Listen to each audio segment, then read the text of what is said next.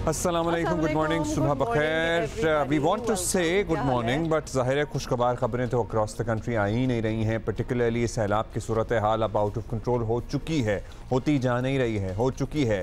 ख़ास तौर पर गिलगित बल्तिस्तान और खैबर पख्तूनख्वा बहुत ज़्यादा मुतासर हुए हैं। कैन वी से कि बारिश रुकी ही नहीं, मतलब बारिश रुकी बीच में थोड़ी थोड़ी इधर उधर, बट वो कंटिन्यूसली होती चली जा रही है। बारिश रुकेगी तो पता चलेगा कि क्या हो रहा है क्या नहीं हो रहा। अच्छा, जहां खैबर पख्तूनख्वा में तेज बारिशों और क्लाउड बर्स्ट के भी कुछ फिनोमेना रिपोर्ट हुए हैं, जहां ग्लेशियर्स भी पिघले हैं, फिर साथ ही साथ गिलगित बल्तिस्तान में ज्यादा इम्पैक्ट क्लाइमेट चेंज की वजह से आया है, बिकॉज जाहिर है वहां पर ग्लेशियर्स की तादाद बहुत ज्यादा है और चूंकि टेम्परेचर्स इतने बढ़ गए हैं, इसलिए जब वो फट रहे हैं तो वो अपने साथ गारा, मलबा, रेत, पानी, सैलाब की तबाहकारियां लेकर आ रहे हैं। जो कि आपको विजुअल्स में भी नजर आता है और मनाजिर अक्रॉस द कंट्री रिपोर्ट हो रहे हैं और as we speak except certain part of the country पूरे मुल्क में इस वक्त बारिश हो रही है। बारिश बिल्कुल एब्सोल्युटली हो रही है और we'll talk to our correspondents also, आपको बेहतर पता चल जाएगा। लेकिन अगर सिर्फ केपी की बात करें तो सूबे में जहाँ बहक अफराद की तादाद जो है वो ऑलरेडी 330 से ऊपर चली गई है और लोग अपने प्यारों की तलाश के लिए परेशान फिर रहे हैं।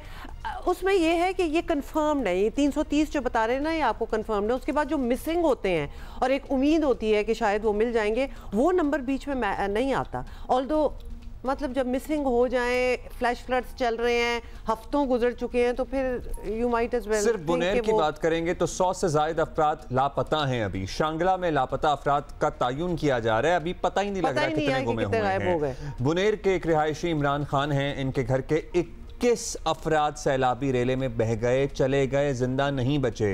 कुछ की लाशें मिल गई हैं जबकि बहुत से अभी तक लापता हैं। एक तो ये ट्रॉमा और ये ट्रेजेडी किसी के साथ कि उसके प्यारे, उसके चाहने वाले, उसके अपने चले गए, दुनिया से चले गए, फिर उनकी मैयतें ढूंढें, ये एक अलग ट्रॉमा है। अच्छा जी, मर गए ना, सभी ने जाना है, लेकिन जिंदगी में आपका प्यारा आपके सामने है, लेकिन नहीं, अब पता है कि वो इस दुनिया में नहीं है, लेकिन कहाँ है, ये भी उसको दफनाना कैसे है, ये एक अलग स्ट्रगल है। ये स्ट्रगल, इसका दर्द, मतलब इसका दुख कि गुम जाना, एक तो जब आपको सामने नजर आ जाए कि खत्म हो गए तो that's another story, but definitely मतलब ये एक किलर बात है कि आपको नहीं पता, और जब आपको नहीं पता होता ना तो आप उम्मीद जोड़ के बैठ जाते हैं। फिर एक उम्मीद भी होती है कि नहीं, मिल जाएंगे, ठीक होंगे। मतलब बहुत ही सैड सिचुएशन है, बहुत ही।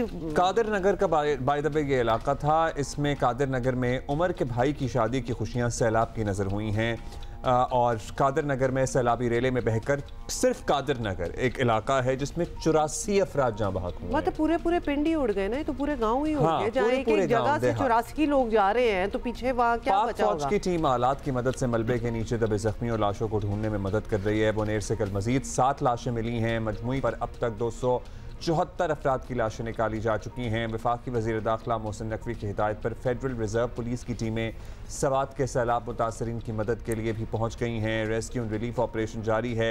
सैलाब के नतीजे में 22 पुल टूटे हुए हैं, इसलिए ज़ाहिर राब्ता टूट गया है। अच्छा, साथ हम आपको ये भी बता दें, you have not been there या फिर कहीं और से आप देख रहे हैं, जो 22 पुल टूटे हैं ना, ये पुल कोई कंक्रीट पुल ज़रूरी नहीं है कि हो, लेकिन वो भी शामिल हैं। लेकिन अक्सर इनके पुल जो होते हैं वो फट्टों के और रस्सियों के भी बने होते हैं और बड़े सॉलिड होते हैं, बिल्कुल लकड़ी के ही फटे होते हैं और वो भी सॉलिड होते हैं और दहाइयों से वो भी चल ही रहे होते हैं। लेकिन ऑब्वियसली सैलाब की नज़र तो सब कुछ ही हो गया।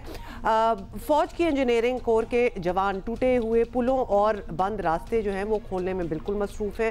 साथ साथ ये काम भी हो रहा है। वज़ीर आला खैबर पख्तूनख्वा अली अमीन गंडापुर ने कल सवात और दीगर सैलाब से मुतासर इलाकों का दौरा भी किया। वज़ीर आला का कहना था कि तमाम सूबाई वज़राए आला ने राब्ता करके हर किस्म की मदद की पेशकश की है और फ़ौज की जानिब से उन्हें मज़ीद 2 हेलीकॉप्टर भी दिए गए हैं। आपको पता ही है वीकेंड पे केपी का हेलीकॉप्टर भी क्रैश करके था, and that was such a big tragedy as well, क्योंकि उनके 5 लोगों का हमला था, वो भी हलाक हो गए थे। अली अमीन गंडापुर का कहना था कि जिसका जितना नुकसान हुआ है हुकूमत देगी। Now that's a big promise, हुकूमत करेगी। जी, ये देखिए। इस वक्त फिलहाल तो रेस्क्यू ऑपरेशन चल रहा था और उसमें अल्हम्दुलिल्लाह ठीक ठाक बेहतरीन काम किया है। तमाम महकमों ने, तमाम लोगों ने क्रॉस सपोर्ट किया है। ये नहीं देखा कि लोकल गवर्नमेंट का है, ये 1122 का है, ये किसी भी डिपार्टमेंट जो है, हेल्थ का है, पुलिस का है, हर डिपार्टमेंट ने मुकम्मल तौर पे अपनी पूरी कोशिश की है कि इस रेस्क्यू ऑपरेशन को कामयाब पहले बनाएं। अब वो फेज़ इंशाल्लाह गुजर गया है, अब फेज़ आएगा रेस्टोरेशन का।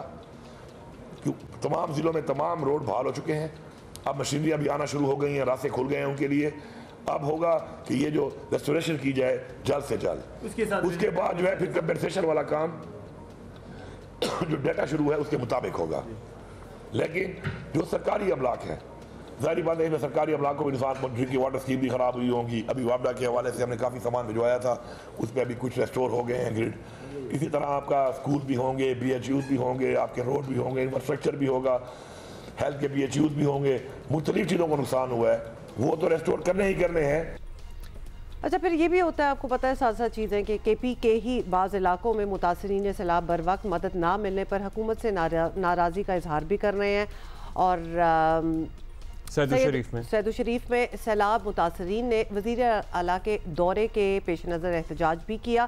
सैदू शरीफ रोड बंद कर दिया और मुजाहिरीन का कहना था कि 3 रोज़ गुजर गए और उन तक किसी किस्म की इमदाद नहीं पहुंची। नाउ दैट इज ऑब्वियसली वज़ीर आला अली अमीन गंडापुर पूरी तरह मुतमईन हैं कि तमाम रेस्क्यू इदारों ने भरपूर तरीके से काम किया। सुन लीजिए, वो खासे बहुत ज़्यादा ही मुतमईन है, एक्चुअली काम भी हो ही रहा है।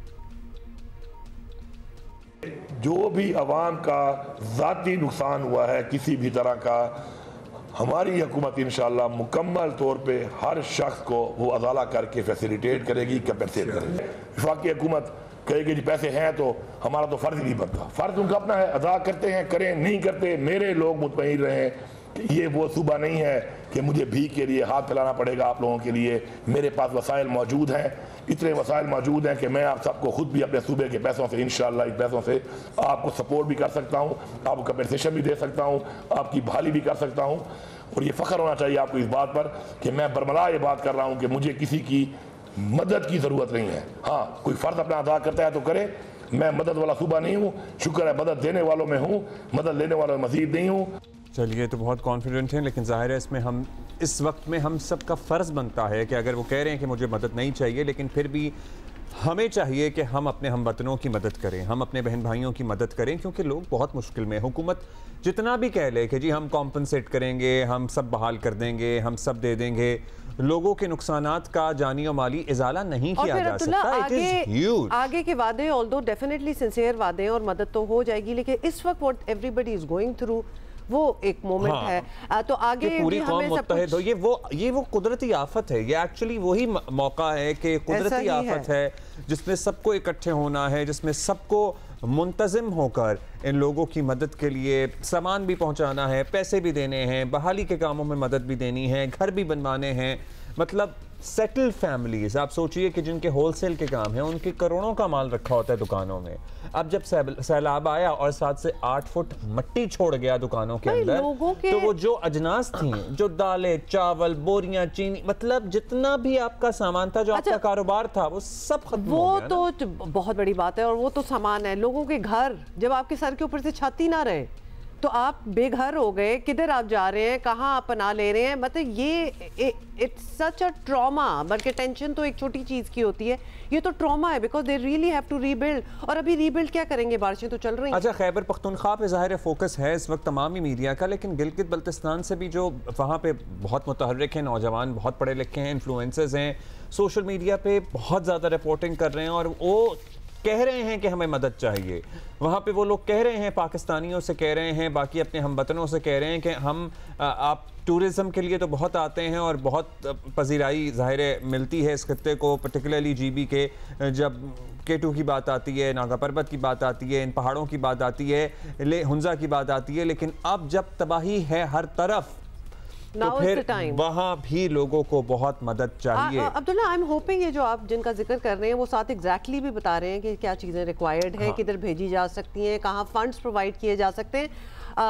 ये सारी चीज़ें if you look at it and if you are keen to contribute, तो सब कुछ इन्फॉर्मेशन ऑनलाइन भी है। वज़ीर आज़म शहबाज शरीफ की भी हिदायत सामने आ गई हैं। उन्होंने सैलाब से मुतासरा इलाकों में इमदादी सामान की तरसील शुरू कराने का इजाफी इनफैक्ट हुक्म दिया। जी, वफाकी वज़ीर इत्तलात अताउल्लाह तारबत ने बताया कि खैबर पख्तूनख्वा में सैलाब से मुतासरा अफराद के लिए वफाकी हुकूमत पूरी तरह मुतहर्रिक है। अभी भी जो रिलीफ और रेस्क्यू चल रहे हैं एफर्ट्स, वज़ीर आज़म साहब ने वफाकी वज़रा की ड्यूटी लगाई है कि वो इन तमाम अजला के अंदर मौजूद रहें। उसमें अवैस लगारी साहब, अमीर मकाम साहब और बहुत सारे और लोग शामिल हैं जो रिलीफ और रेस्क्यू ऑपरेशन की निगरानी करेंगे। अमीर मकाम साहब कल भी मौजूद थे और NDMA के जरिए वफाकी हुकूमत ने ट्रक्स जो हैं वो रवाना किए हैं और तवातर के साथ ये ट्रक्स जा रहे हैं, जिसमें दवाइयाँ हैं, राशन है, टेंट्स हैं, वाटर पम्प्स हैं, जनरेटर्स हैं, ब्लैंकेट्स हैं। जिस चीज़ की ज़रूरत है वो वाफिर मिकदार में मकामी इंतजामिया के हवाले किया जा रहा है। और मैं अप्रीशिएट करूँगा कि आज जिस तरीके से अली मीन गंडापुर साहब ने भी इजहार किया कि वज़ीर आज़म साहब का उनसे रब्ता हुआ है, तो जितनी भी KP की ज़रूरत होगी फेडरल गवर्नमेंट भी और पाक फौज भी इसमें भरपूर हिस्सा ले रही है, NGOs भी हिस्सा ले रही हैं। तो रेस्ट अश्योर्ड कि PM लम्हा ब लम्हा सिचुएशन को मॉनिटर कर रहे हैं। अच्छा, वही वाली बात होगी कि अगरचे वज़ीर आला KP अली अमीन गंडापुर बहुत पुरएतमाद हैं, अच्छी बात है कि वो अपने वसाइल से सैलाब की तबाहकारियों से निमटने की सलाहियत रखते हैं, लेकिन इसके बावजूद तमाम तर सियासी इख्तलाफात के बावजूद तमाम सूबों और वफाक का मुतासरीन सैलाब की मदद के लिए आगे आना बता रहा है कि मुश्किल की घड़ी में सियासी इख्तलाफात बेमाने हो जाते हैं, इनफैक्ट थोड़े से एम्बेरसिंग भी हो जाते हैं, क्योंकि जब when you need each others help and assistance और वो हो तो फिर बाकी सियासी इख्तलाफात को भी इसी तरह निमट लेना चाहिए उनसे और उस पर भी कुछ कॉम्प्रोमाइज़ होने चाहिए।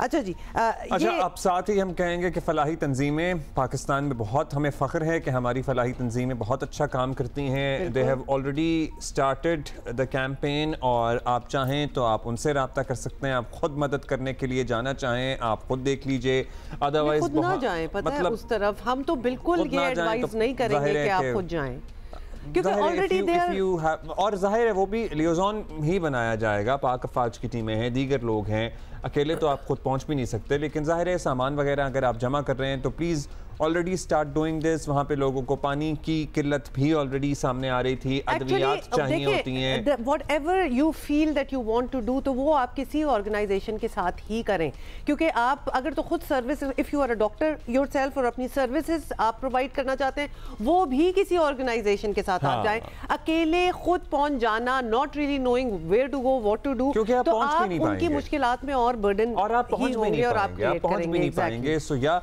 हम जहां ज़रूरियात की बात कर रहे हैं, खुश्क अजनास हैं, मतलब अब लिटरली जब इतना पानी आसमान से बरस रहा है और नीचे बह रहा है तो वो जो भी स्टॉक था इंसान का, गंदम हो गई, चावल हो गया, दालें हो गई, वो सब खराब हो गया सारा। सो जब वो खराब हो गया है तो उन लोगों को इन चीज़ों की ज़रूरत है, पानी की ज़रूरत है, अद्वियात की ज़रूरत है, फिर बीमारियाँ होती हैं जब सैलाब आता है। सो ऑलरेडी बहुत सी तंजीमें हैं जो काम करना शुरू हो गई हैं, जिनका दहाइयों से पाकिस्तान में काम कर रही हैं लोगों की मदद के लिए। जो हमारा पाकिस्तानीज अब्रॉड, मतलब वो बड़े कंसर्न्ड हैं उनकी तरफ से। आई एम श्योर, मतलब जितने आप लोग जानते हैं, आप लोगों की फैमिलीज वगैरह बाहर रहती हैं, they really want to know कि कैसे हम मदद कर सकते हैं, हम कैसे फंड्स भेज सकते हैं, and of course they are also concerned कि उनके फंड्स सही जगह जाएं। बहुत से पाकिस्तानी कश्मीरी जो हैं वो आपको पता है यूके वगैरह में सेटल्ड हैं, they have their relatives, they have their families, they have their homes back in Kashmir. So जाहिर है वहाँ भी बहुत तबाही हुई है। अच्छा, let's talk to our correspondent now. Zarmeen Zahra ने हमें ज्वाइन की है इस्लामाबाद से। सबसे पहले तो ज़रमीन, इस्लामाबाद के हालात बता दें कि क्योंकि बाकी तो हम रिपोर्ट कर ही रहे हैं कि कहाँ कहाँ बारिशें चल रही हैं, और चूँकि हम मंडे मॉर्निंग पे हैं, ज़रा वीकेंड का हाल भी बताएं। देखिए, जैसे इस्लामाबाद में भी यही सूरत हाल है जैसे मुल्क भर में है। बारिश के बाइस तबाहकारियां जारी हैं। इस्लामाबाद में गुज़श्ता रोज भी इस्लामाबाद के इलाके चट्ठा बख्तावर में पानी आ गया था, जैसे कि पहले भी आया था बारिश के बाइस। इस्लामाबाद में अलबत्ता इतनी ज्यादा बारिश रिकॉर्ड नहीं की जा रही, लेकिन किसी एक एरिया में इतनी ज्यादा बारिश हो जाती है कि वहां पर नाला उभर कर इलाके में आ जाता है। वीकेंड पे भी ये सूरत हाल रही। आज सुबह भी हल्की बारिश रिकॉर्ड की गई है और महकमा मौसमियात के मुताबिक आइंदा भी 2 से 3 रोज में बारिश का सिलसिला जारी रहेगा, जबकि शदीद बारिशों के हवाले से भी आगाह किया गया है महकमा मौसमियात की जानिब से। NDMA की जानिब से ये बताया गया है कि 3 स्पेल अभी मजीद आने हैं मानसून के, यानी अभी ये 7वां स्पेल चल रहा है जो कि शदीद है, स्ट्रॉन्ग स्पेल है। इसके अलावा 3 मजीद स्पेल अभी आना बाकी हैं, जिसके बाइस बताया जा रहा है कि जो खासकर नशेबी इलाका जात हैं वो तो ज़ेरे आप आएंगे ही आएंगे। उसके अलावा नदी नालों में तो यानी का खतरा है, शदीद बारिश की वार्निंग है, लैंडस्लाइडिंग की है। अच्छा, इस्लामाबाद ज़ाहिर है हमारा वफाकी दारुल हुकूमत भी है, तो हम वहाँ पे हालात इसलिए भी जानने में इंटरेस्टेड हैं कि वहाँ अर्जेंसी कितनी महसूस की जा रही है, पर्टिकुलरली गिलगित बल्तिस्तान और खैबर पख्तूनख्वा और दीगर आज़ाद कश्मीर के इलाकों की जो सूरत हाल है। How concerned does Islamabad look, मतलब मदद के लिए क्या कुछ किया जा रहा है? वी ऑलरेडी नो कि पाक अफवाज की टीमें दीगर इदारों को हिदायत कर दी गई हैं, बट आपके पास क्या इंफॉर्मेशन है रिलेटेड? अर्जेंसी जो है वो अब महसूस की गई है जब गिलगित बल्तिस्तान में और जब ये सैलाबी सूरत हाल बनी है मुल्क भर में। अब इस्लामाबाद में भी इस्लामाबाद की जो 4 ट्रेल्स हैं उसको बंद कर दिया गया है अवाम के लिए, और जो सेहती मकामात हैं वहाँ पर जाने से अवाम को रोका जा रहा है। और ये कहा जा रहा है कि PDMA की जानिब से हो या फिर NDMA की जानिब से कि सेहती मकामात का शहरी जो है वो रुख ना करें। इस्लामाबाद में उस तरह के मेयर्स तो नहीं लिए गए, जैसे कि अगर सफाई नालों की सफाई सुथराई की बात की जाए इंतजामिया की जानिब से, या फिर दीगर रावल डैम के स्पिलवेज अक्सर खोल दिए जाते हैं क्योंकि पानी की सतह जो है वो बुलंद हो जाती है। उसके अलावा यहाँ पर कोई उस तरह के पहले से जो तैयारी होती है वो दिखाई नहीं दे रही, लेकिन ये कहा गया है कि ट्रेल्स बंद कर दी गई है क्योंकि हुकूमत कितनी कंसर्न्ड है? मामला ये है, हुकूमत, वफाकी हुकूमत मतलब एक्सटेंड तक मदद करने के लिए प्लानिंग कर रही है और कर रही है ऑलरेडी। रसूल दावड़ है हमारे साथ बुनेर से। ज़मीन हमारे साथ ही रहिएगा, इस वक्त हम रसूल दावड़ से ही बात कर रहे हैं। और रसूल दावड़, आप भी अपने इर्द गिर्द के हालात, क्योंकि हमें खबरें पहुंचती रहती हैं, बहुत ही हौलनाक खबरें हैं। बिल्कुल बिल्कुल, हमें खबरें पहुंचती रहती हैं वैसे, और हमारे पास जितनी होती हैं, जो विजुअल्स होते हैं हम दिखाते हैं, बट इस वक्त के क्या हालात हैं उससे बात शुरू करते हैं। जी बिल्कुल, बुनेर में खैबर पख्तूनख्वा के तमाम अजला में जहाँ पे फ्लड की वजह से नुकसानात हुए हैं, उन सब में सबसे ज़्यादा जो नुकसानात है माली और जानी और इसके अलावा इंफ्रास्ट्रक्चर की, वो बुनेर में हुई है। यहाँ पे 2-3 इलाके ज़्यादा इफ़ेक्टेड है क्लाउड बर्स्ट की वजह से या बादल फटने की वजह से। अचानक तेज़ नदी में तूफ़ानी आ गई है और उसकी वजह से जो घर थे उसको लेकर गए हैं, और उसमें एक घर में 26 अफराद भी जाबहक हो चुके हैं, जिसके घरों का हमने विज़िट किया है। इस वक्त भी रिलीफ के कामों में शदीद मुश्किलात का सामना पेश आ रहा है। वजह यह है कि मुसलसल बारिश हो रही है और जो आर्जी तौर पर राब्ता पुल या सड़कें बनाई गई थी उससे उसके बहने का भी ख़दशा है। अगर बारिश मज़ीद तेज़ हो गया तो जो इमदादी फलाही तंजीमें हैं या इमदादी कामों के लिए करीब अजला से लोग आए हुए हैं लाशों को निकालने के लिए, फिर उसके लिए मुश्किलात का सामना होगा। इस वक्त भी आप देख सकते हैं बारिश बरस रही है, लेकिन दीगर इलाकों में ज़्यादा है, पहाड़ी इलाकों में भी ज़्यादा है। और साथ साथ हम देख रहे हैं कि यहाँ के जो नदी है और नालियाँ है वो बिपर चुके हैं और आहिस्ता आहिस्ता पानी की बहाव में इजाफा हो रहा है। और वैसे भी महकमा मौसमियात ने पेशनगोई की है कि शायद आइंदा चंद दिनों तक ये बारिश का सिलसिला जारी रहे, तो इस वजह से यहाँ पे दूर दूर से फलाही तंजीमें और इमदादी काम के लिए फलाही तंजीमें आ गई हैं। ज़ाहिर है पाकिस्तानी बिल्कुल यकजान हो जाते हैं इस किस्म के हालात जब भी होते हैं, चाहे सैलाब हो, कोई और कुदरती आफत हो। हुकूमती सतह पे इमदादी टीमें कहाँ कहाँ नज़र आ रही हैं? हुकूमत कितनी मुतहर्रिक है? क्योंकि वज़ीर आला खैबर पख्तूनख्वा बहुत कॉन्फिडेंट हैं कि उन्हें किसी की मदद नहीं चाहिए, वो सारा कुछ अपने तय कर सकते हैं और बहुत अच्छा काम कर रही हैं टीमें उनके मुताबिक। हम ऑन ग्राउंड क्या सिचुएशन है आप हमें बता सकते हैं? जी, हुकूमती जो नुमाइंदे हैं वो हम देख रहे हैं यहाँ पे विज़िट करते रहते हैं, लेकिन ये उनके बस की बात शायद इसलिए नहीं है क्योंकि वो भारी इक्विपमेंट की ज़रूरत है और भारी मशीनरी की ज़रूरत है ताकि उन पत्थरों को हटाया जा सके जो बहुत भारी पत्थर है और पानी में बह के आए हैं, और उसके नीचे ये लोग अपने प्यारों को तलाश कर रहे हैं। वो कहते हैं हमारे लाशें कहाँ हैं, क्योंकि ख़ुद सूबाई हुकूमत के जो ज़िम्मेदारान है वो कह रहे हैं कि 100 तक लाशें अब भी नहीं मिली है। तो वो लोग अब तक, यानी हम फेज़ 1 में है, वजह यह है कि यहाँ तक अब तक सिर्फ लाशों की तलाश जारी है और उसके लिए मुकामी लोग दूर दूर से गाँवों से आए हुए। फिगर क्या है और अपने अभी तक कितनी कंफर्म्ड डेथ्स हैं रसूल दावड़? कितनी कंफर्म्ड डेथ्स हैं और कितने लोग लापता हैं और कितने जख्मी हैं? जख्मियों को तो हम भूल ही गए हैं क्योंकि जख्मी भी तो हुए होंगे, उनका इलाज पता नहीं कहाँ हो रहा होगा। क्रिटिकल भी होते हैं। जी यकीनन ज़ख्मी भी बहुत ज़्यादा है। 1165 अफराद को रेस्क्यू का ये कहना है कि उन्होंने रेस्क्यू कर लिया है और उसमें से बहुत ज़्यादा ज़ख्मी भी है जिन्हें अस्पतालों में दाखिल किया गया है। लेकिन इन यहाँ पे अस्पतालों में हम देख रहे हैं कि मामूली ज़ख्मी है, बाकी पेशावर और दीगर अस्पतालों में शिफ्ट किया गया है। 274 का डेटा कल शाम तक हमें दिया गया था कि 274 अफराद सिर्फ बुनेर के ज़िले में जस्दे हाकी उनकी मिल चुकी है, यानी उनको दफना दिया गया है, उनके जनाजे हो चुके हैं। यहाँ पे हमने इज्तिमाई जनाजे अटेंड किए और इज्तिमाई दुआया तकरीब होती है। 20-20, 25-25 लोगों के इज्तिमाई जनाजे और इस तरह दुआया तकरीब हो रही है। 7 अफराद की लाशें कल निकाली गई थी, आज दोबारा लाशों को निकालने के लिए टीमें मूव कर रही है। लेकिन अच्छा रसूल दावड़, ज़रा 274 तो आप कह रहे हैं कि तदफीन हो चुकी है लोगों की, हमें ज़रा समझा सकते हैं कि लोग अपने घरों में आराम से बैठे थे, अचानक पानी का रेला आया, उन्हें इतनी मोहलत ही नहीं मिली कि वो अपनी सामान तो छोड़ दें, अपनी जान भी बचा सकें, बिकॉज दिस इज़ ह्यूज। मतलब पानी की जद में आकर 274 लोगों का एक छोटे इलाके में जाँ बहक हो जाना और सैकड़ों का लापता होना इज अलार्मिंग। ये हुआ क्या एग्जैक्टली यहाँ पे? ये चूंकि अचानक बादल फटने से, यहाँ पे मुकामी लोग उसको तंदर कहते हैं, वो कहते हैं तंदर गिरा है। तंदर गिरने से अचानक वो कहते हैं इतनी यानी ज़्यादा तादाद में पानी आसमान की जानिब से ज़मीन पे, और उससे फिर वो जो करीबी दरख्त थे, बड़े बड़े पत्थर थे, वो ये कह रहे हैं कि उसका ऐसे आ रहे थे कि हम हैरान थे कि ये काली बादल छा गए इलाके में। एक उस्ताद से हमने बात की, वो स्कूल के लिए जा रहा था, वो कहता मैं लेट था, 9:30 बजे का टाइम था, जो ही मैंने सामने से देखा कि पानी आ रहा है लेकिन पानी नहीं है, एक काली बादल आ रही है ज़मीन पे। मैंने कहा ये क्या हो रहा है, उसको भी ये यकीन नहीं था कि ये इतनी तो वो कह रहे हैं कि मैंने फिर मुड़ के भागा और गाँव की तरफ भागते भागते फिर मैंने आवाज़ें दी कि जान बचाओ, पहाड़ों पर चढ़ जाओ।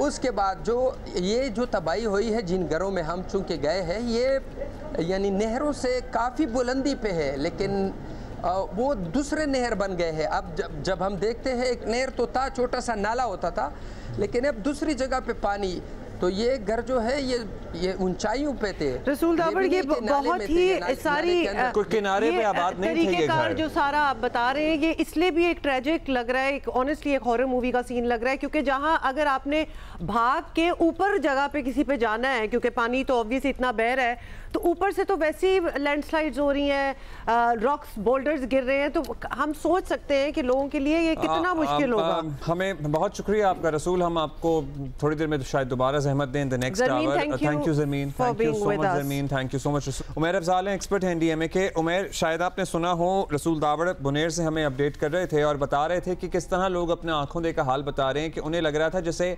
काला बादल पूरा आसमान से ज़मीन पर आके फट गया हो, क्योंकि बुनेर से वो रिपोर्ट कर रहे थे हमें, या कादरपुर के इलाके में, जहां 274 अफराद के तो जनाजे हो गए हैं, इज्तिमाई जनाजे हो रहे हैं, और ये जो घर तबाह हुए हैं, जो लोग जहाँ बहक हुए हैं, ये कोई दरिया किनारे या नहर किनारे आबाद नहीं थे।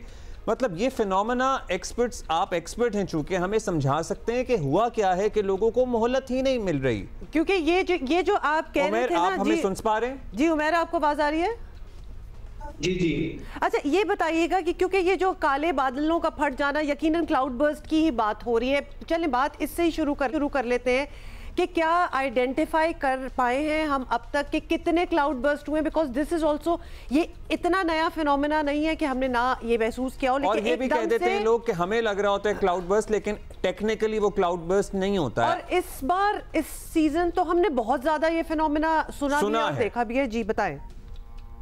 इस बार मैडम जो ये एक यूनिक बात ये हो रही है कि आमतौर पे एक गर्म हवाओं का सिलसिला इंडिया वाली साइड से पाकिस्तान में दाखिल होता है, जिसको हम साउथ वेस्ट मानसून कहते हैं। लेकिन अगर बाय चांस एक ऐसी हाइड्रोमेट्रोलॉजिकल सिचुएशन बन जाए कि साथ वेस्टर्न से भी डिस्टर्बेंस आ जाए जो अफगानिस्तान वाली साइड पे आती है, और आमतौर पे ये बारिशों का सिलसिला जनवरी से अप्रैल तक जो मुल्क में जो सर्दियों की बारिशें होती हैं वो वेस्टर्न डिस्टर्बेंस की वजह से होती हैं। और ये सिलसिला इस वजह से बनता है कि जो हमारी वेस्ट पे डिफरेंट वाटर बॉडीज हैं, मेडिटेरियन सी, कैस्पियन सी, ब्लैक सी, ये वहां से मॉइस्चर लेके पाकिस्तान की तरफ आ जाता है। अगर कोई ऐसा फिनोमेना हो जाए, ऐसी कंडीशंस बन जाए कि ये दोनों हवाओं के सिलसिले किसी एक जगह पे टकरा जाएं तो, और वहां पे पहाड़ी सिलसिला भी मौजूद हो, हाई अल्टीट्यूड एरिया हो, तो ये जो पहाड़ होते हैं ये एक इफेक्ट होता है ओरोग्राफिक इफेक्ट, उसकी वजह से उसको सपोर्ट करते हैं कि यकदम मॉइस्चर कंडेंस होके तो एक जगह पे जल्दी बहुत तेज बारिश हो जाए, क्लाउड बर्स्ट इवेंट हो जाए। हम हर तेज बारिश को क्लाउड बर्स्ट नहीं कह सकते, इसकी एक खास डेफिनेशन है। मेट्रोलॉजिस्ट के मुताबिक, पीएमडी के मुताबिक और एनडीएमए के मुताबिक हम तब डिक्लेयर करते हैं क्लाउड बर्स्ट जब 100 मिलीमीटर बारिश 1 घंटे या उससे कम वक्त के अंदर एक खास छोटे एरिया में, जिसमें 20 से 30 किलोमीटर स्क्वायर का एरिया उसके ऊपर हो, फिर हम उसको कह सकते हैं कि क्लाउड बर्स्ट है। यहाँ तो यही सूरत हाल नजर आ रही है कि जाहिर है ये वसी और अरीज कोई मेट्रोपॉलिटन शहर तो नहीं है। बुनेर का कादरपुर का इलाका है, एक एक घर से 27 लोग जहाँ बहक हो रहे हैं क्योंकि घर गिर रहे हैं, और ये वो घर हैं जो दरिया किनारे आबाद नहीं थे, और लोगों को समझ ही नहीं आ रही है। वो जाहिर है वहाँ के रहने वाले हैं, लेकिन हमारे कॉरेस्पॉन्डेंट हमें रिपोर्ट कर रहे हैं कि लोग कह रहे थे कि जैसे काला बादल जमीन पर आकर फट गया हो। अब ये बताइएगा, अक्रॉस द कंट्री अभी भी बारिश हो रही है, आने वाले दिन आज कल परसों क्या लग रहा है आपको? आज सुबह के स्टैट्स भी हमें ये पता चले हैं कि जो बुनेर और बाटाग्राम और शांगला, सवात और पिशावर वाले इलाके हैं, इनमें आज सुबह भी ऑपरेशन, सर्च एंड ऑपरेशन जारी था। तो आज सुबह फिर बारिश की वजह से वहां पे फिर एक दरमियाने दर्जे का सैलाब वहां पे बुनेर वाली साइड पे आया है। और बाजोड़ वाली साइड पे अभी कोई इतनी खास कंडीशन नहीं है कोई बारिशों की, लेकिन जो ये सेंट्रल केपीके है ये अभी भी बारिशों से इफेक्ट होगा, मजीद आने वाले दिनों में भी इफेक्ट होगा। और इसके साथ साथ जो साउथ केपीके के जो इजला हैं, जिसमें डेरा इस्माइल खान, टांग, कोहाट, ये इलाके भी हैं, फिर हमारा जो पोटोहार रीजन है, चकवाल, अटक और रावलपिंडी, इस्लामाबाद, इसके अंदर भी बारिशों का सिलसिला मौजूद है। इसके अलावा हमारा जो साउथ पंजाब है वो भी अब इफेक्ट होगा इस सिलसिले से, जिसमें डेरा इस्माइल खान, राजनपुर के जो टॉरेंट्स हैं वो भी एक हिली एरिया है, सुलेमान रेंज है वहां पे, वो भी हिली एरिया है। तो ये भी कहना सही होगा, ये भी कहना सही होगा, बिकॉज हम विटनेस तो ये कर ही रहे हैं, लेकिन ये वेदर फिनोमेना जो आप बता रहे हैं ये बनता ही पहाड़ी इलाकों में है, बिकॉज जिस तरह हमने पहाड़ी इलाकों को इफेक्टेड देखा है, बाकी भी ऑब्वियसली बारिश तो खैर हर जगह ही हो रही है, but this has been particularly bad. तो ये weather phenomena happen in hilly areas. Exactly अगर ये इस तरह का कोई फिनोमेना मेट्रोलॉजिकल सिचुएशन मैदानी इलाके में बने तो वहां पे फिर यूजुअली हेल स्टॉर्म्स बनते हैं जो वो लंप्स की फॉर्म में, और वो भी हमने देखा है वैसे। जी बिल्कुल हमने देखा है, क्योंकि ये दोनों सूरतें हाल इस मानसून सीजन में हमने देखी हैं कि ये यहाँ तो हेल स्टॉर्म्स फॉर्म हो रहे हैं बहुत ज्यादा पिछले सालों की निस्बत में। अच्छा उमैर, अभी हम स्क्रीन पे चला रहे हैं गिलगित बल्तिस्तान के विजुअल्स, जहाँ पे मट्टी गारे का सैलाब आ रहा है और जाहिर है बहुत नुकसान हुआ है लोगों का। गिलगित बल्तिस्तान, अभी हमने केपी पे फोकस रखा है, जीबी में क्या सूरत हाल है, क्योंकि तबाही वहां भी बहुत हुई है और वहां भी लोगों को मदद की जरूरत है। जीबी के अंदर असल में एक और फिनोमेना एग्जिस्ट कर रहा है जिसको हम टेम्परेचर एनॉमलीज कहते हैं। जो हमारे नॉर्दर्न पार्ट हैं, अपर केपीके और गिलगित बल्तिस्तान के जो मुख्तलिफ इजला हैं, हुंजा, शिगर, गांचे, इनके अंदर जो टेम्परेचर एनॉमलीज हैं वो 5 से 60 डिग्री एनॉमली के साथ है। तो इसका मतलब ये कि वहां पे इतने ज्यादा जो हमारे 7000 से ज्यादा ग्लेशियर मौजूद हैं वो ज्यादा रैपिडली मेल्ट कर रहे हैं। वहां सिर्फ बारिशों से इफेक्ट नहीं हो रहा, बल्कि ये जो तेजी से ग्लेशियर मेल्ट कर रहे हैं वो फ्लैश फ्लड्स लेके आ रहे हैं। वो इस वजह से होते हैं कि जो ग्लेशियर्स के फुट हिल होता है एरिया, वहां पे लेक या पाउंड बन जाता है ज्यादा जल्दी से मेल्ट होने से, और वो ये यकदम जब वो ब्रस्ट होके नीचे आता है तो शायद लोगों को ये भी तासुर होता है कि शायद हमारे अपस्ट्रीम पे कोई क्लाउड ब्रस्ट हो गया है। तो हर जगह पे क्लाउड ब्रस्ट नहीं होता है, जो लेक्स होते हैं वो भी, छोटे लेक्स भी फट जाते हैं और जो बड़े मेन लेक्स बनते हैं ग्लेशियर लेक्स वो भी फिर फटते हैं। बेशक हमने ये फिनोमेना भी पहले देखा है। अच्छा अब हमने केपी और जीबी की भी बात कर ली, सिंध पे आते हैं और सिंध का भी बताएं। हम कहेंगे इन कंपैरिजन तो अगर देखा जाए तो Sindh was okay, it has been largely spared. However हम कुछ साल पहले की तबाहियां देख चुके हैं जब 1/3 मुल्क जो था वो डूबा हुआ था पानी में, तो वो सिंध भी बहुत बुरी तरह इफेक्टेड था। सबसे ज्यादा सिंध और बलोचिस्तान जी, बलोचिस्तान बहुत बुरी तरह इफेक्टेड था। अभी आप क्या फॉर्मेशंस देख रहे हैं? ऑल्दो अब हम towards the end of monsoon ही हम ये पानी जो बह रहा है, जब पानी ऊपर से आ रहा है तो ये पानी आगे भी आएगा, कहीं तो जाएगा उसका। तो तरबेला वाली साइड से बिल्कुल जी मीडियम दरमियाने दर्जे के सैलाब इस टाइम मौजूद हैं, तरबेला से डाउन स्ट्रीम कालाबाग, चश्मा, तोनसा तक। और अब ये मजीद ये सारा सैलाब जो है, जो हिल टोरेंट्स हैं डीजी खान और राजनपुर के, उनका पानी भी इंडस में शामिल हो जाता है। तो ये गुड्डू और सखर वाली साइड पे अल्टीमेटली ये 2 से 3 दिन में दरमियाने दर्जे का सैलाब आ जाएगा। और जो अपर स्टेशन है कालाबाग, चश्मा, तोनसा, इसके ऊपर हाई लेवल का।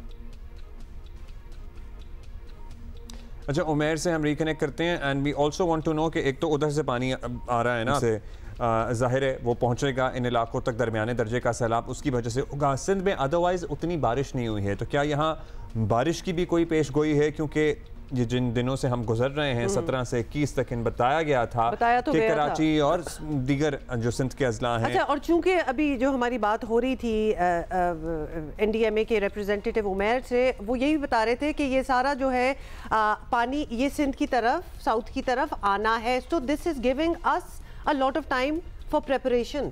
एक होता है ना कि ऐसी आपके साथ ऐसा कुछ हो जाता है कि आपको मौका भी नहीं मिलता कि आप कुछ प्रिपेयर कर सकें। जब सैलाब आया था, जैसे कि हम बात कर भी रहे हैं, राइट, जब हम 2022 की बात कर रहे हैं, बारिशें इतनी हुई थी कि उसकी वजह से सैलाब इतना आया था, जो अपस्ट्रीम से पानी आया था वो तो आया ही था। अच्छा, उमेर से है हमारा राब्ता? नहीं। अच्छा जी, चले, कुछ बातें रह भी गई हैं लेकिन काफ़ी हमने डिटेल में इस बारे में बात भी कर ली। सिलसिला बिल्कुल जारी है अभी भी बारिशों का, एंड ऑफ कोर्स उन्होंने सिंध की तरफ भी इशारा दे दिया है। की तरफ आप चाहते हैं कि मीडिया की तवज्जो हो तो प्लीज़ @JioPakistan TV हमारा X हैंडल है, इंस्टाग्राम पे भी यही है, आप हमें टैग कर सकते हैं, आप हमें बता सकते हैं ताकि हम वो विजुअल दुनिया के सामने रखें और वहाँ मदद पहुँच सके। अच्छा जी, अभी ब्रेक ले रहे हैं।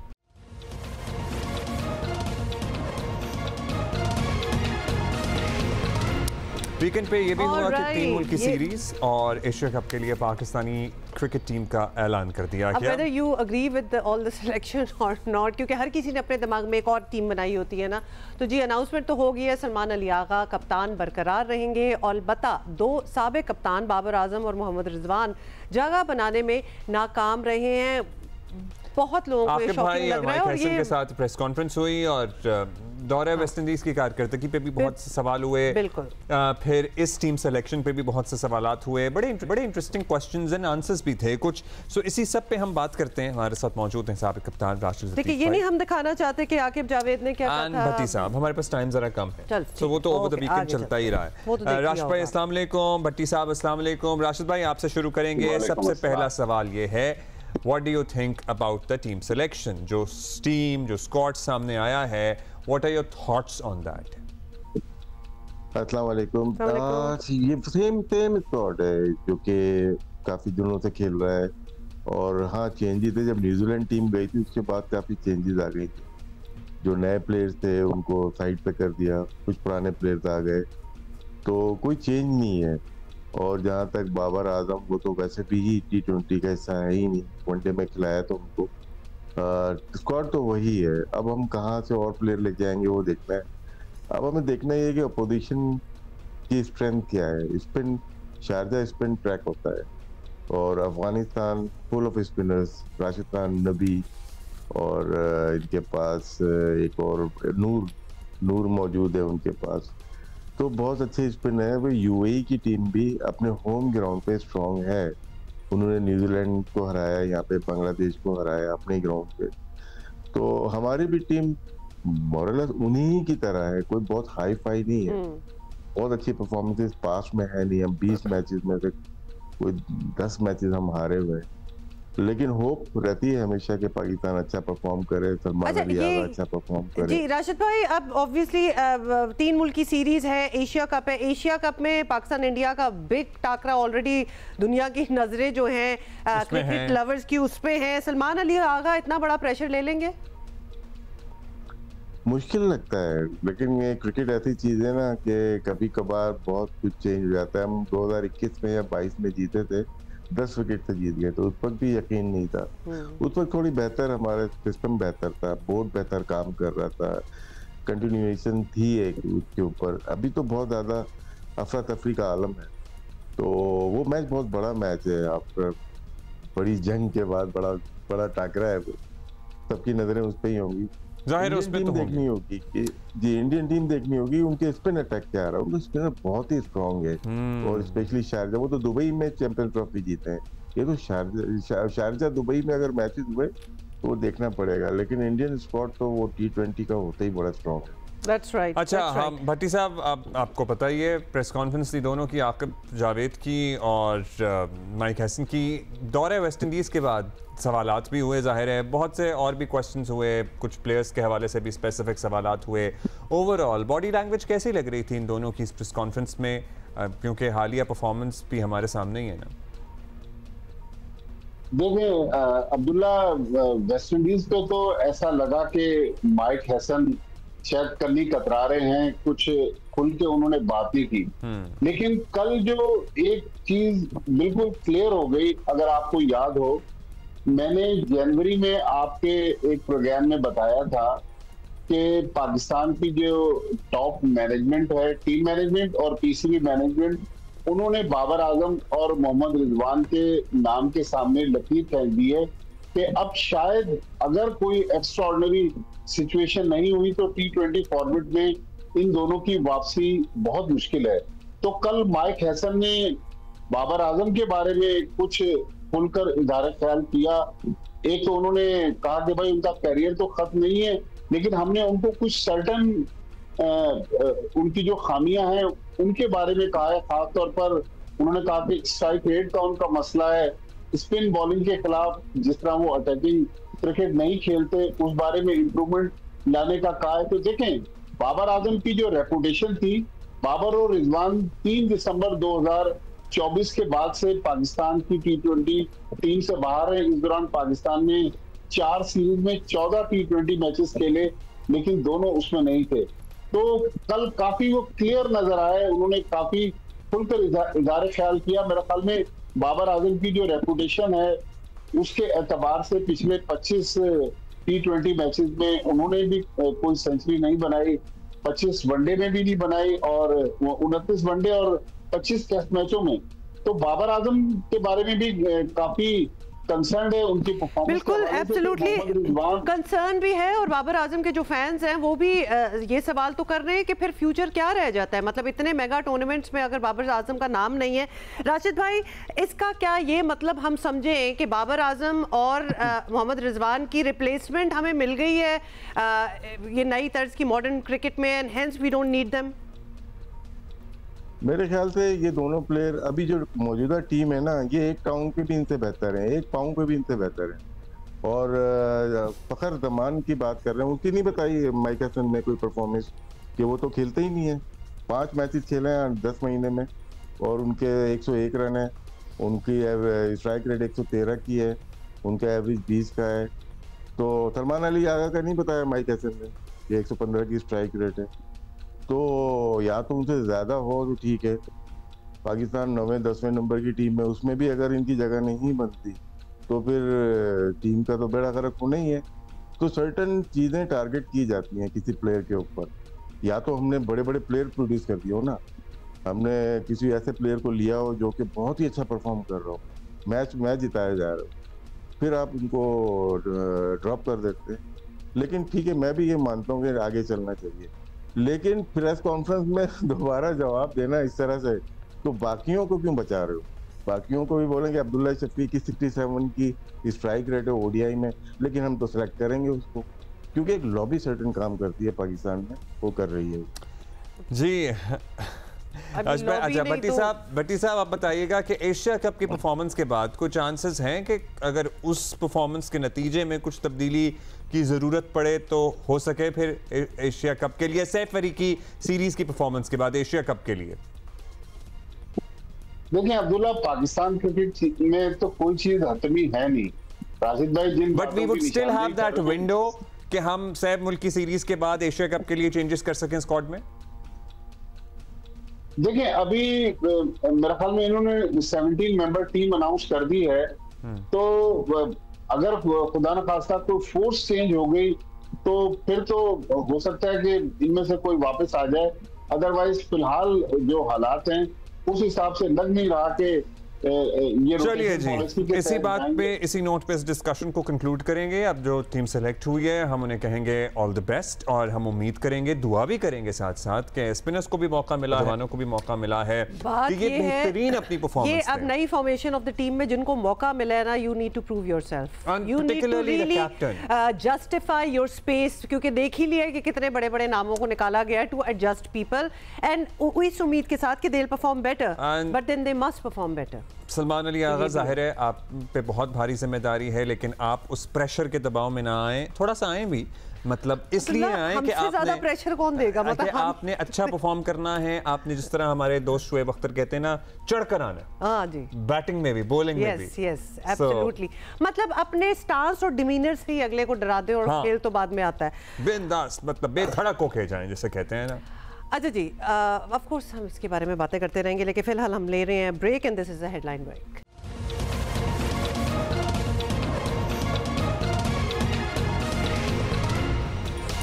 Welcome back. अभी भी हमें मुख्तलिफ जगहों से इत्तलात आ रही हैं। मरी से बहुत से लोगों ने हमें लिखा है, वो कह रहे हैं कि तूफानी बारिश है मरी और इसके गिरदोनवा में। वीकेंड पे बहुत से लोगों ने रुख भी किया हुआ था। आई होप वो खैर खैरियत से निकल गए वहाँ से। Be very careful. हम बार बार हर बात करने से पहले यही कहेंगे कि बारिश का सुन के खुशी में वहाँ पहुँच ना जाएं, ये वो वाली बारिश नहीं है, ये बड़ी खतरनाक बारिशें हो रही हैं। सवात से महबूब अली हमें ज्वाइन कर रहे हैं हमारे साथ ही। महबूब, बताइएगा सवात के गिरदोनवा में अभी क्या सूरत हाल है? मुसलसल बारिश की ही इत्तलात आ रही थी।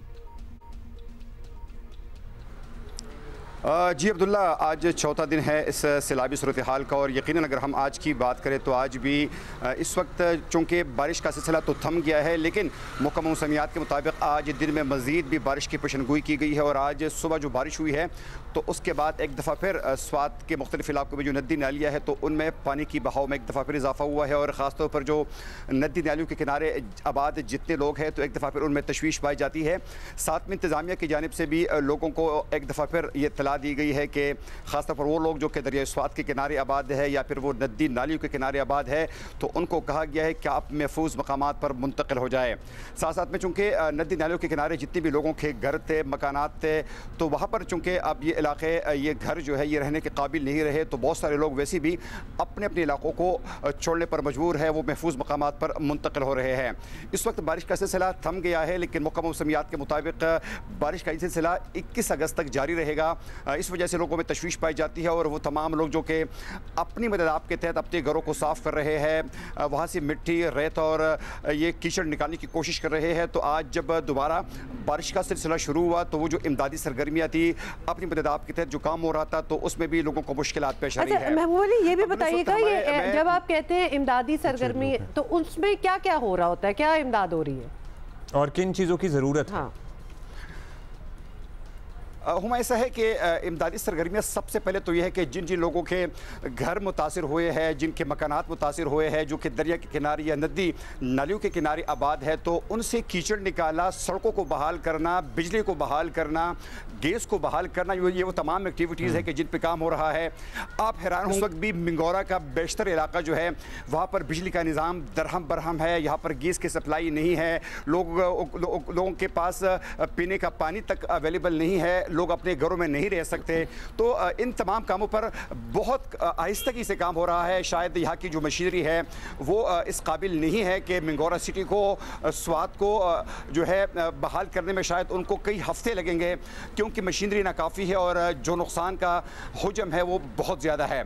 यहाँ पर हुमा हमारे साथ एक मकामी मकीन भी मौजूद है, उनसे भी जानने की कोशिश करेंगे कि रहीमाबाद के इस इलाके में कितना नुकसान हुआ है और अब यहाँ पे क्या सूरत हाल है।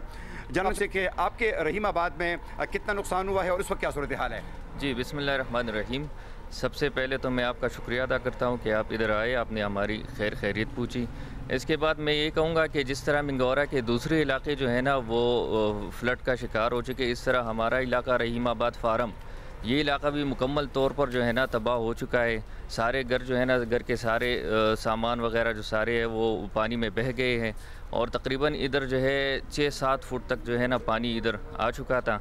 तो अभी चौथा दिन है, चूँकि हुकूमत की तरफ से हमें इस वक्त भी कोई चौथे दिन भी कोई जो है ना वो नज़र नहीं आ रही कि वो इधर आए। इधर कोई भी एहलकार हम हुकूमत की तरफ से हमारे इधर नहीं आया है और हम अपने सारे लोग जो है अपनी मदद आपके तहत जो है घर से पानी भी निकाल रहे हैं। और पानी निकाल रहे हैं, तो क्या माजी में इस लेवल का कोई सैलाब इस इलाके में कोई आया है?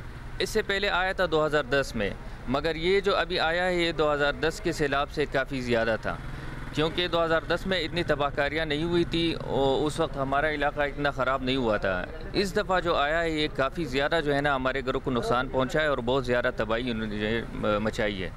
बिल्कुल हुबर अब्दुल्ला, जिस तरह आपने यहाँ के मकामी वकील की बात सुनी कि 2010 में भी एक तबाहकुन सैलाब स्वात में आया था मुख्तलिफ शिमाली इलाकों को उस सैलाब ने भी हिट किया था, लेकिन इस दफ़ा जो सैलाब से जो नुकसान हुए हैं, चाहे वो माली नुकसान हो चाहे वो जानी नुकसान हो, तो उसका हुजम बहुत ज़्यादा है।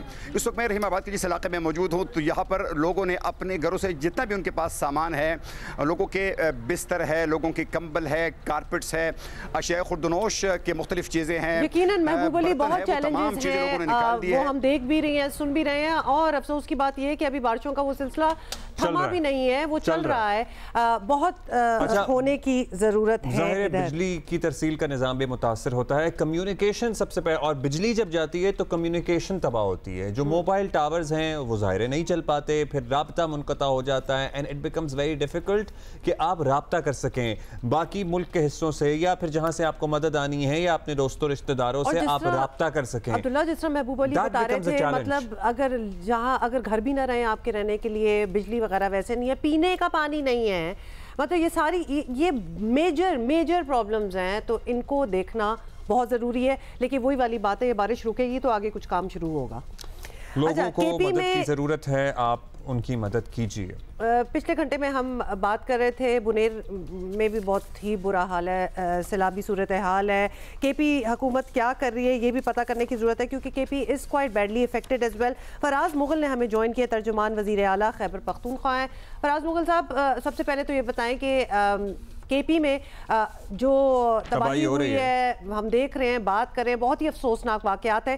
क्या वज़ीर आला अपनी हुकूमत की तैयारियों और फिर जो रेस्क्यू रिस्पॉन्स वगैरह किया है उन सब से मुतमईन है?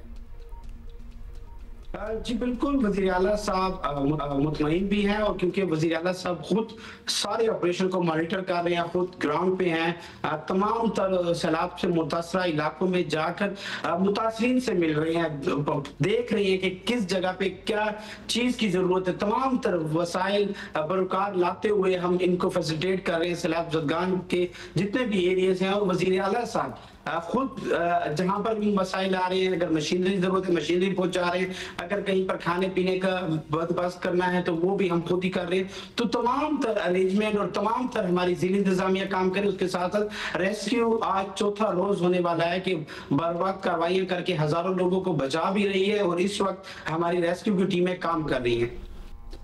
कि वज़ीर आला समेत खैबर पख्तूनख्वा का एक बयानिया है कि सूबे के पास बहुत वसाइल हैं, उन्हें किसी की मदद की ज़रूरत नहीं है, लेकिन ये शिकायत भी है कि दूसरे सूबे की निस्बत हमारी मदद नहीं की जाती, वफाक हमारा साथ नहीं देता।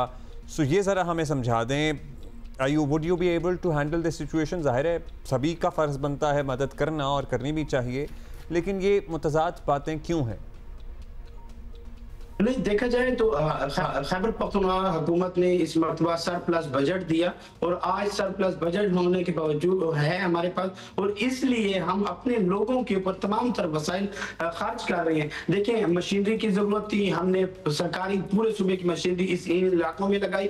उसके अलावा प्राइवेट मशीनरी हमने बड़ी तादाद में ली, ताकि वहां पर लोगों को फौरी तौर पर रिस्पॉन्ड करके उनकी मदद की जाए। और जितना भी लोग हैं नकल मकानी कर रहे हैं, तो उनके लिए हमने कैंप्स बनाए, और उन कैंप्स के में अब तक हमारे पास 28,000 से ज्यादा लोग जो है मुतासरीन आ चुके हैं, और उनका तमाम तरह खाने पीना रिहाइश वो बंदोबस्त हम कर रहे हैं। जहां तक बात रह गई वफाक और दीगर सूबों की, बार बार वो कह रहे हैं कॉल करके कि हम आपकी क्या मदद करें, हम आपकी क्या मदद करें। देखिए, ये कौमी सानिया है, इसमें कोई 10 या 20 लोग शहीद नहीं हुए। 320 के करीब इस वक्त लोग शहीद हो चुके हैं, 200 से ज्यादा लोग लापता हैं। आज तीसरा दिन गुजरने के बावजूद आज भी हमसे ये मुतालबा किया जा रहा है कि आपको क्या जरूरत है। जो मुश्किल हालात में होता है ना सुबह, तो हक तो ये था कि ये मशीनरी भिजवा देते, तमाम तर वसाइल अपने सारे सूबों के यहाँ पर लाते, बिलखुसूस वफाकी हुकूमत की जानिब से कुछ भी नहीं किया गया। अभी जब हमारी जब मीटिंग हुई, चीफ मिनिस्टर साहब यहाँ पर आए, तमाम तर हमारे MP MLA पाकिस्तान तरीके साहब के चेयरमैन बरसे गौर साहब भी है, तो हमने सारे पूरा ओवरऑल सैलाब की सूरत हाल के ऊपर हमने एक ब्रीफिंग ली। तो उस ब्रीफिंग में ये सामने आया कि हमारे पास जो वसाइल है वो लोगों तक हम पूरे करें और इंशाल्लाह हर एक जितने लोगों का नुकसान हुआ उनका हम मजारा करेंगे। लेकिन वफाकी हुकूमत अब भी कह रही है कि हम मंडे के दिन आपको सामान भिजवाएंगे। तो अभी भी 2 दिन का मजीद इंतजार कर रही है वफाकी हुकूमत की हमारे पास इमदाद पहुंचाएगी। हमें इमदाद की अब नहीं जरूरत है। हमारा सूबा खुद मुख्तियार है, हमारे सूबे के पास वसाइल है और करेंगे। जिस तरह आप देखें कि हमारा एक हेलीकॉप्टर क्रैश हुआ जिसमें 2 पायलट समेत 5 लोग शहीद हो चुके हैं। आज का आगाज है, मंडे है, तो जिन चीज़ों का आप जिक्र कर रहे हैं वो सब कुछ हो जाएगा। ये भी बताइएगा फराज मुगल साहब के सूबे के रेस्क्यू सर्विस के चीफ ने बताया है कि एहतजाज वगैरह जब हो रहा था जिन दिनों में, तब जो पकड़ी गई थी मशीनरी और गाड़ियाँ वो पंजाब हुकूमत के पास हैं और वो वापस की जाए, उनका ये मुतालबा था। तो जाहिर है कि पंजाब हुकूमत को भी वापस करनी चाहिए ये सब कुछ। लेकिन इसमें यह सबक भी है कि सियासी एहतजाज में रेस्क्यू वालों को शामिल करने की क्या जरूरत है, और ये बिल्कुल ठीक नहीं है और अब नजर आ ही गया। ये सबक शायद सीख लिया होगा आप लोगों ने। अच्छा, देखा जाए तो कभी भी किसी भी मुल्क की जंगें होती हैं तो 2 चीजों को ख्याल रखा जाता है, एक खवातीन का, दूसरा मेडिकल के तबके का। लेकिन धरने के ऊपर एम्बुलेंसों को पकड़ा गया। मेरी बात सुनिए, एम्बुलेंस कोई जंग पे तो नहीं जा रही थी। अगर वहां पर नाखुशगवार वाकयात रहनुमा हो रहे थे तो लोगों को रिलीफ पहुंचा रहे थे, वही एम्बुलेंसों के जरिए जब 26 की रात को गोलियां चली तो लोगों को रेफर किया गया। क्योंकि जब धरने होते हैं, एहतजाज होते हैं, तो लोग बीमार भी होते हैं, कोई जख्मी हो जाता है तो फौरी तौर पर रिस्पॉन्ड करते हैं। किसी भी दुनिया के आईन और कानून या किसी भी इखलाकी मुल्क में ये नहीं होता है कि आप एम्बुलेंस को पकड़ें और रेस्क्यू के एहलकार को पकड़ें। अगर कोई वायलेशन कर रहा था मुझे एक बंदा बता दे वफाकी हुकूमत और पंजाब हुकूमत के, अगर रेस्क्यू के एहलकारों ने 26 के धरने में एक वायलेशन भी आईन और कानून की है तो फिर तो मैं मानता हूँ फिर तो गलती की है। अगर आईन और कानून की वायलेशन नहीं किए क्यों उनको गिरफ्तार, 2-2 महीने तक लोग पकड़े रखे, रेस्क्यू के लोगों को क्यों पकड़ा। एक हमारे रेस्क्यू एहलकार का बेटा फौत हो गया, जनाजे तक बार पीट रहे थे, उसको जनाजे तक नहीं छोड़ा जा रहा था। ये कौन सी दुनिया की अखलाकियात है कि इस किस्म के काम हमारे पाकिस्तान में हो रहे हैं। साहब, एम्बुलेंसों को जरूर नहीं, बिल्कुल नहीं पकड़ना चाहिए, लेकिन साथ ही वो जो कंटेनर्स हटाने के लिए हरी मशीनरी आप लोग लेके आते हैं, लिफ्ट एक्सेट्रा, जिनकी अभी आपको ज़रूरत है, वो भी तो सारा लाहौर लश्कर काफिले की सूरत में आप ही लोग लेके आते हैं ना इन कामों के लिए। अब फसावा है, जाहिर है वज़ीर आला आप कह रहे हैं कि हमारे पास तो सब कुछ है, हमें तो किसी की ज़रूरत नहीं है। अब सर, मानसून ने आप लोगों के इलाके में, मुल्क के बालाई इलाकों में तबाही मचाई हुई है। अब जाहिर है ये बादल, अब लेट्स सी आगे कहाँ का रुख करते हैं। ख़तरा तो सिंध का भी बताया जा रहा है, क्लाउड बर्स्ट की वहाँ से इत्तलात आ रही हैं। अब क्या है आप लोग की तैयारी, आने वाले दिनों में सूरत हाल बेहतर होती हुई देखेंगे? और आप अपने एक्सपीरियंस से सिंध हुकूमत को क्या मशवरा दे सकते हैं एक्चुअली, क्योंकि ऑब्वियसली बताया तो यही जा रहा है कि ये सारा जो सीज़न है, ये मानसून का जो पैच है, ये सिंध की तरफ भी आ रहा है।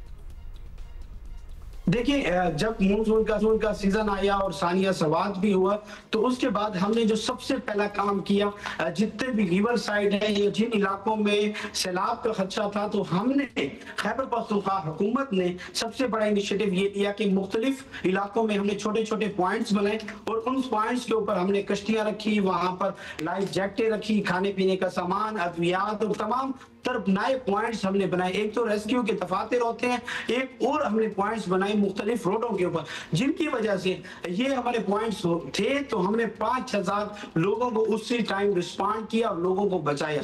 अगर यही सूरत यहाँ सिंध में होती है तो हमारी सिंध हुकूमत से भी दरखास्त है कि आप भी इस किस्म की इनिशिएटिव लें कि आप अपने लोगों को बचा सके। हम साथ साथ जिस तरह हमें पता चलता था कि इन इलाकों में अगले 24 घंटों में सैलाबी सूरत हाल पेश होती, तो हम मसाजिद में ऐलानात करवा रहे थे। उसके साथ साथ हम पैनाफ्लेक्स अवेजा की ये गाड़ियों के ऊपर बड़े बड़े लाउड स्पीकर लगाकर हम लोगों को आगाही मुहिम दे रहे थे सोशल मीडिया के जरिए।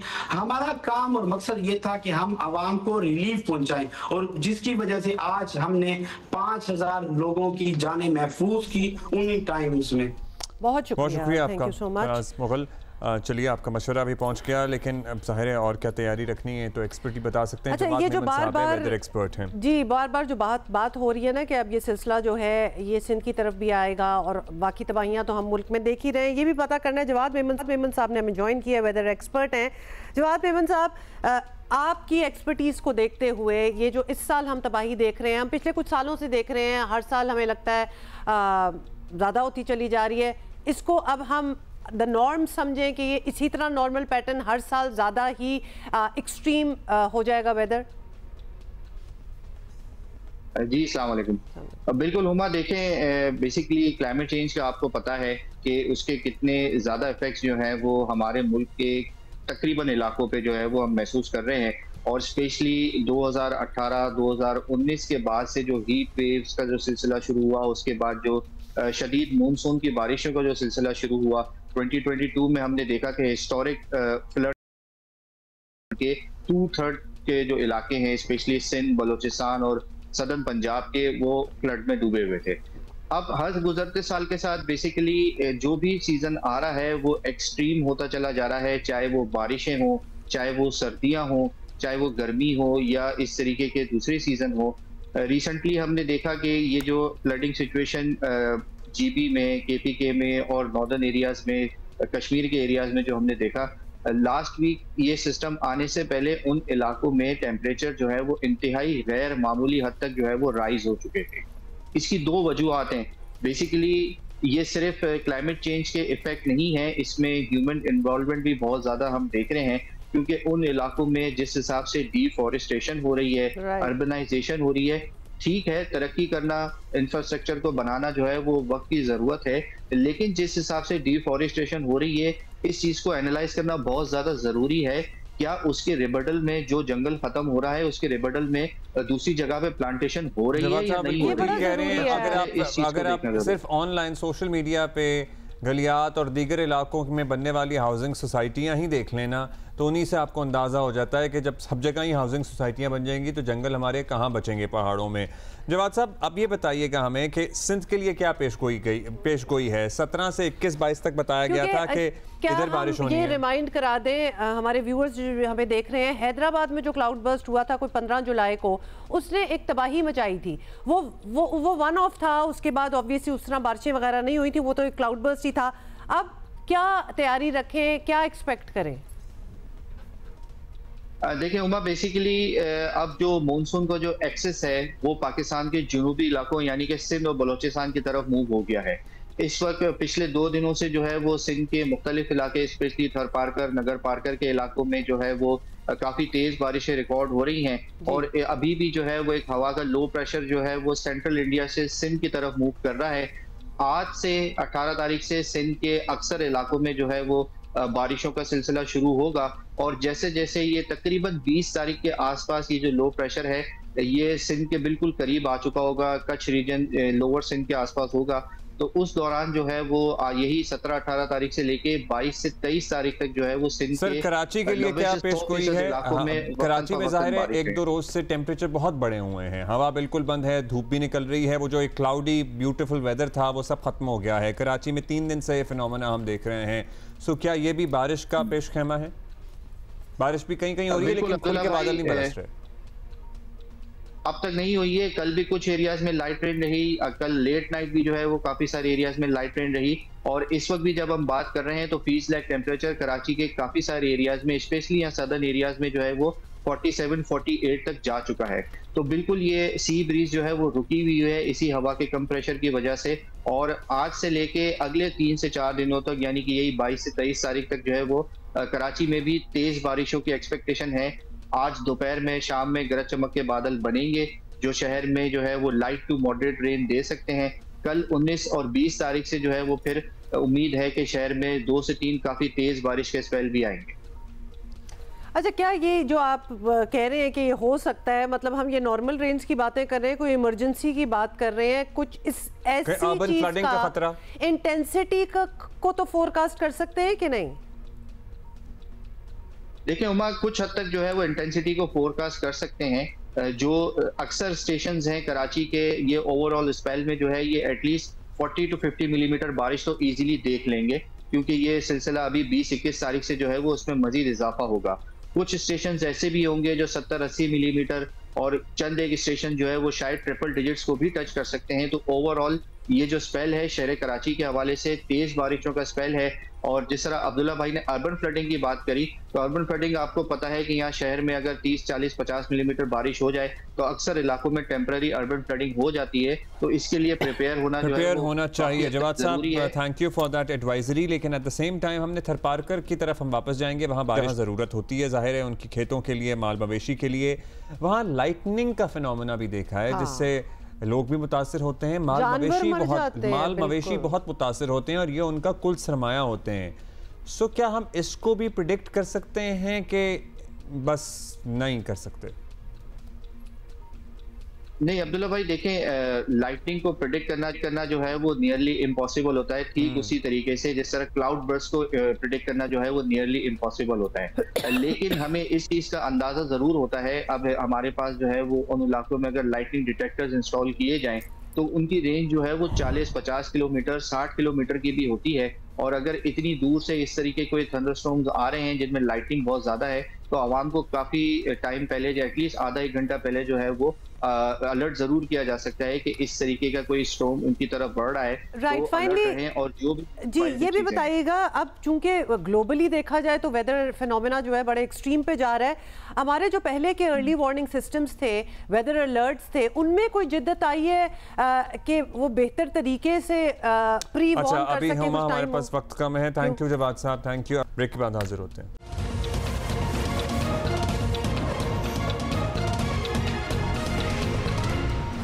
अच्छा, हमें से बहुत से हमारे कॉलीग्स के दोस्त, हमारी फ्रेटर्निटी के सहाफ़ी खाबर हुसैन, बड़ी टैलेंटेड यंग सहाफ़ी, इनकी मौत मौम्मा बन गई है।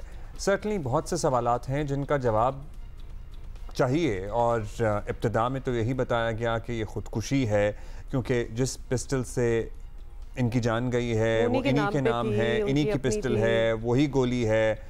सीसीटीवी फुटेज भी कुछ सामने आ रही है, लेकिन एट द सेम टाइम दीगर पहलुओं को भी नज़रअंदाज नहीं किया जा सकता। क्योंकि बदकिस्मती से सिंध में किसी सहाफ़ी की मौत पहला वाक़या नहीं है, और सिंध में सहाफ़ियों पर तशद्दुद और कत्ल के वाक़यात मुसलसल हो रहे हैं। सहाफ़ती तंजीमों ने हुकूमत सिंध से खाबर हुसैन की मौत की फौरी और शफाफ तहकीकात का मुतालबा भी किया है। So what it seems like is another story, लेकिन चूंकि इतने केसेस हो चुके हैं कि प्रॉपर थॉरो इन्वेस्टिगेशन डेफिनेटली होनी चाहिए। पुलिस ने आला सतह की कमेटी भी तश्कील दी है। कमेटी 7 रोज़ के अंदर अपनी रिपोर्ट महकमा दाखिला सिंध को देगी। खाबर हुसैन के भाई, वालिद, वालदा भी अमरीका से पाकिस्तान पहुँच गए हैं। इससे पहले पुलिस ने कहा था कि खाबर हुसैन की मौत खुदकुशी नज़र आ रही है। लगी ये रहा कि इनको जो खुद गोली लगी है, सर पे गोली लगी है, इनके अपने लाइसेंस याफ्ता पिस्तौल से लगी है। फिंगरप्रिंट्स, सीसीटीवी फुटेज समेत दीगर शवाहिद हासिल कर लिए गए हैं। रेस्टोरेंट में जाते आते और गाड़ी में बैठते भी नज़र आ रहे हैं।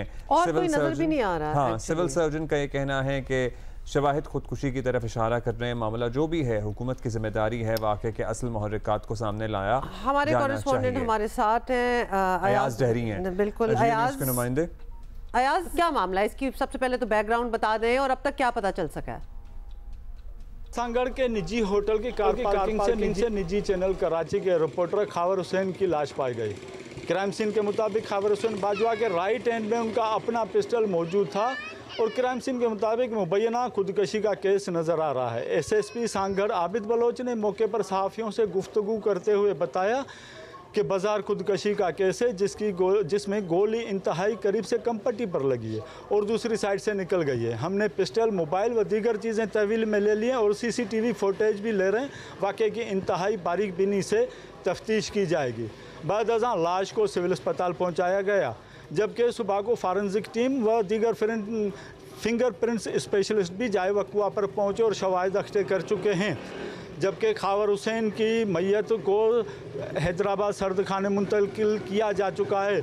अमेरिका से उनके वालिदैन और भाइयों के आने पर नमाज जनाजा और तदफीन की जाएगी।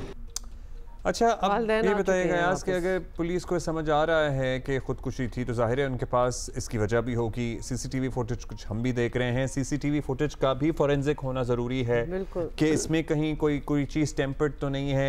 मीडिया को तो इनिशियली यही बताया गया है ना, पुलिस क्या शवाहिद दे रही है, क्यों खुदकुशी थी ये? जी, पुलिस के मुतअद्दिद ऑफिशियल से बात करने पर उनके पास खुदकुशी की कोई माकूल वजह नहीं थी। सहाफ़ी खावर हुसैन खाते पीते घराने से ताल्लुक़ रखते थे। खावर के दो भाई अमरीकी शहरी हैं, जबकि वालिदैन भी गुज़िश्ता कुछ अरसे से अमरीका में मुक़ीम हैं। उनकी आबाई ज़मीनें सांगड़ के इलाके चारचक में ठेके पर दी हुई हैं और खावर हुसैन कराची के ज़ाती घर में अपनी बीवी और 2 मासूम बच्चों समेत रिहाइश पजीर था। बज़ाहिर कोई फाइनेंशियली प्रॉब्लम भी नज़र नहीं आ रही थी। उसके सांगड़ के क्लास फेलोज़ और करीबी साथियों और पड़ोसियों से भी हमारी बात हुई है। उनके मुताबिक खावर हुसैन इंतहाई हंसमुख, मिलनसार और जिंदा दिल इंसान था। उसकी खुदकशी समझ से बालातर है, जबकि खावर हुसैन के टिकटॉक अकाउंट से पता चलता है कि वो इस सिस्टम से बागी थे और अपने अकाउंट पर ज़्यादातर वो बागियाना शायरी ही शेयर करते थे। खावर, ज़ाहिर है खावर के 2 छोटे बच्चे हैं। बहुत शुक्रिया याज। लेकिन कंसर्न इसलिए है क्योंकि पहले भी सहाफ़ियों के साथ हमने इस किस्म के तशद्दुद होते हुए देखा है। ये पेरेंट्स हैं खावर के जो कि अमेरिका से वापस आए हैं और जिनका इंतज़ार भी है, ये वापस पहुंच चुके हैं। अच्छा अब्दुल्ला, कहना है जस्ट से इधर ये बड़ा इंपॉर्टेंट है ये कहना, क्योंकि अगर खुदकुशी भी कंफर्म हो जाती है तो mental health issues are a very serious thing. क्योंकि और क्या रीज़न हो सकता है कि कोई अपने आप को मार दे जो बड़ा वेल सेटल्ड हो, अदरवाइज़ अच्छा काम भी हो रहा हो, पैसों की भी एज सच कोई फाइनेंशियल इश्यूज भी ना हो। So that really needs to be taken into consideration कि अच्छा, हम जब मेंटल हेल्थ या खुदकुशी की बात करते हैं ना, हम पहला, चूँकि हम गरीब मुल्क है ना, हमारे पहले जहन में बात यही आती है कि ये तो खाता पीता था।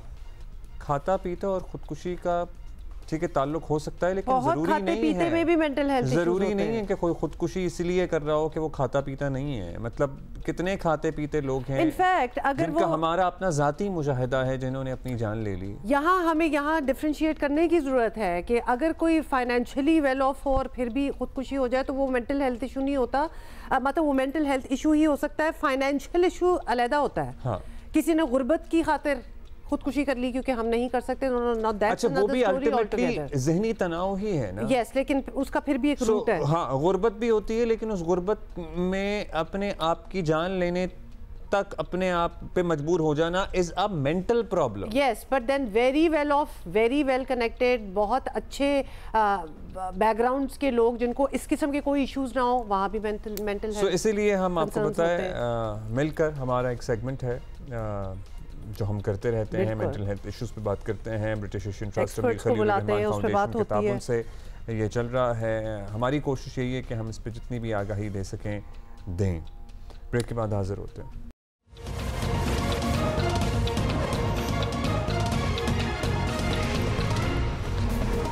अच्छा जी, हर जगह इतनी बारिशें हो रही हैं कि मतलब नदी नाले, क्या नदी होती थी क्या नाला होता था, सब कुछ एक हो गया, उबले पड़े हैं, तो बहुत बुरे हालात हैं। नेचुरली ज़ाहिर है इसमें शहरी इंतजामिया भी कुछ बेहतर कारकर्दगी अगर दिखाती तो इतने बुरे हाल ना होते। पेशावर में भी coupled with the fact that we are really not equipped for it, unprecedented बारिशें भी हैं। शीबा हैदर हमें रिपोर्ट करिए पेशावर से।